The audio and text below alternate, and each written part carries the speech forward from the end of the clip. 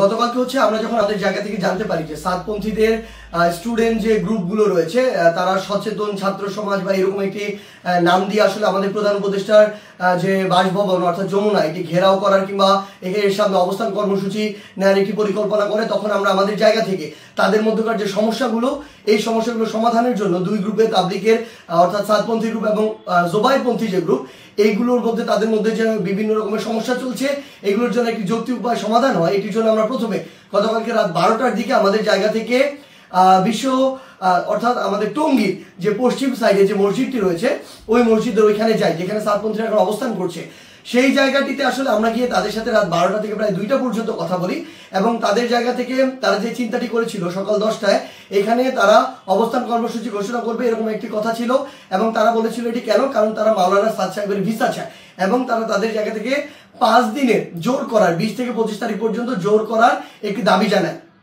আমরা আমাদের জায়গা থেকে সেখান থেকে যে সিদ্ধান্তটি নিয়ে আসি সেটি হচ্ছে একটি সিদ্ধান্ত যে আমরা আমাদের জায়গা থেকে বলি যে প্রধানমন্ত্রী আমাদের যে হচ্ছে প্রধান উপদেষ্টার যে বাসভবন তিনি আসলে এই অভ্যুত্থানের স্পিরিটকে সামনে রেখে গণভবনে না থেকে যমুনায় থাকেন, এটি তুলনামূলক অরক্ষিত হওয়ার কারণে আমাদের যখন ইচ্ছা বসবো আর এটি আমাদের দেশের একটা অস্থিতিশীলতার চিত্র তুলে ধরবে, এটি কখনো হতে পারে না, এটি যৌক্তিক না, আমরা এটিকে সমর্থন করি না। সেই জায়গা থেকে আমরা তাদেরকে এটি অনুরোধ করি যে তারা যেন এখানে অবস্থান কর্মসূচি কিংবা ঘেরাও কর্মসূচি না করে, তারা এই অবস্থান থেকে সরে আসে।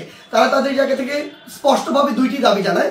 এক নম্বর যে দাবিটি সেটি হচ্ছে যে তারা মাওলানা সাদ সাহেবের ভিসা নিশ্চিত চায়, দ্বিতীয়ত তারা 20 তারিখ থেকে 25 তারিখ 5 দিনের জোর করতে চায়।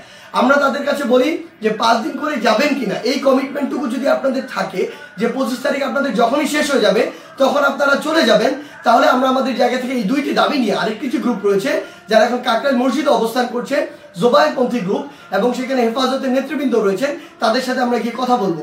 তারা যখন এই কথাটি দেয় যে তারা এই কমিটমেন্টটি করছে 25 তারিখে তারা ছেড়ে দিবে, আমরা সেখান থেকে রাত 2টার দিকে কাকরাইল মসজিদে আসি।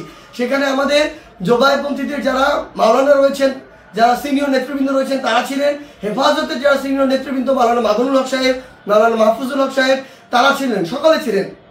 আমরা যখন তাদের সাথে আলোচনা করছি রাত 2টা থেকে 3টা যখন ক্রস করে যাচ্ছে তখন এই আলোচনা চলাকালীন সময় আমাদের কাছে ফোন আসে যে সাতপন্থীদের যে গ্রুপটি রয়েছে সেখান থেকে তারা তাদের জায়গা থেকে ওই যে আরেকটি যে মাঠ রয়েছে যে মাঠটি হচ্ছে ইস্তেমার যে মাঠ যে মাঠটি সেদিকে যাওয়ার জন্য তাদের 10, 15, 20 হাজার মানুষ আসলে ওইরকম একটি তাদের পরিকল্পনা কিংবা মুভ দেখা যাচ্ছে। আমরা সাথে সাথে সাতপন্থীদের যে মাওলানা আবদুল্লাহ সহ আরো 2 জনকে ফোন দিয়ে বলি যে আপনাদের সাথে এটি কথা হয়েছে যে আপনারা 10টা এখানে বসবেন না এবং আপনাদের 2টা দাবি নিয়ে আমরা আমাদের জায়গা থেকে এখনই আরেকটা গ্রুপের সাথে কথা বলবো কালকের মধ্যে অর্থাৎ আজকেই আপনাদের 2 গ্রুপের বসার ব্যবস্থা করব, মাওলানা সাদ সাহেবের ভিসা বা এই সংক্রান্ত আলোচনা সেখানে হবে। এই যে আমাদের 5 দিন যে আপনারা থাকতে চাচ্ছেন এই কমিটমেন্ট যদি আপনারা দেন সেটি নিয়েও সেখানে আলোচনা হবে। যখন আমরা জানতে পারি তারা এদিকে মুভ করছে আমরা তাদেরকে স্পষ্ট করে বলি আপনারা যদি সেদিকে মুভ করেন আমাদের আলোচনা চলাকালীন তাহলে আপনারা আমাদের আলোচনাকে অসম্মানিত করছেন এবং আমাদের প্রতি যে শ্রদ্ধাটুকু রাখা উচিত আপনাদের সেটুকু আপনারা রাখছেন না। সেটি যদি করেন তাহলে আপনাদের পক্ষে আমাদের অবস্থান থাকবে না, একদম ক্লিয়ার বলে দিই। এবং আমাদের জায়গা থেকে এরকম কোনো মেসেজই ছিল না যে আপনারা ওইখানে চলে যান 5 দিনের জন্য অবস্থান নেন। এটা কোনোদিন আমরা একটা প্রতিনিধি দল কখনো বলতে পারি না। এটা পুরো একটি সরকারের বিষয়, মন্ত্রণালয় বা উপদেষ্টাদের বিষয় এবং প্রশাসনের সামগ্রিক একটি ডিসিশন। ইভেন গাজীপুর মেট্রোপলিটন পুলিশের ডিসিশন দেওয়ার কেউ না।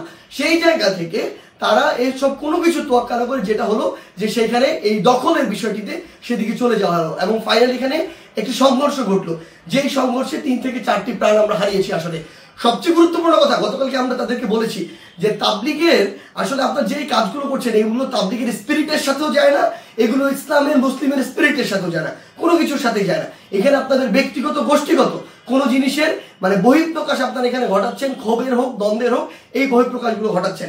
এবং সবচেয়ে গুরুত্বপূর্ণ বিষয় হচ্ছে যে এই জিনিসটি হয়েছে এখানে এটা সম্পূর্ণ অনাকাঙ্ক্ষিত এবং আমাদের মতের বাইরে গিয়ে এই বিষয়টি আসলে গতকালকে সেখানে হয়েছে এবং আমাদের আলোচনাকে শ্রদ্ধা বা সম্মানটুকু জানানো হয়নি এবং আরেক পক্ষের সাথে আলোচনা চলাকালীন সেখানে এরকম আক্রমণ এবং রক্তাক্তর ঘটনা ঘটেছে। সেই জায়গা থেকে আমরা শুধু আমাদের জায়গা থেকে একটি জিনিসই বলি, আজকে এখন 7 গ্রুপ সেখানে অবস্থান নিয়েছেন। আমি জোবাইরপন্থীদের যারা রয়েছেন আপনাদেরকে একটি বিষয় শুধু অনুরোধ করব, যেটি গতকালকে রাতে তারা ঘটিয়ে ফেলেছেন বা বিভিন্নভাবে ঘটে গিয়েছে সেই একই জিনিসের জন্য বড়ভাবে আর পুনরাবৃত্তি না হয়। কাউকে না কাউকে আসলে এই পরিচয়টুকু দিতে হবে যে আপনি যে তাবলীগ দ্বীনের প্রচার ইসলামকে ধারণ করেন, এবং এটার জন্য আমাদের এই রক্তারক্তিটি এড়াতে হবে। আমরা যেন এই মনে না করি যে এখানে জীবন দিয়ে দিব আর শহীদ হয়ে আমি জান্নাতে চলে যাব। আমরা আমাদের ক্ষুদ্র জ্ঞান থেকে মনে করি এটা শহীদ হয়ে জান্নাতে যাওয়ার কোনো জায়গা হতে পারে না, এটা কোনো উপায় হতে পারে না, বরং এটা তাবলীগের মধ্যে, ইসলামের মধ্যে, মুসলিমের মধ্যে, দেশের মধ্যে একটি বিশৃঙ্খলা সৃষ্টি করা হচ্ছে।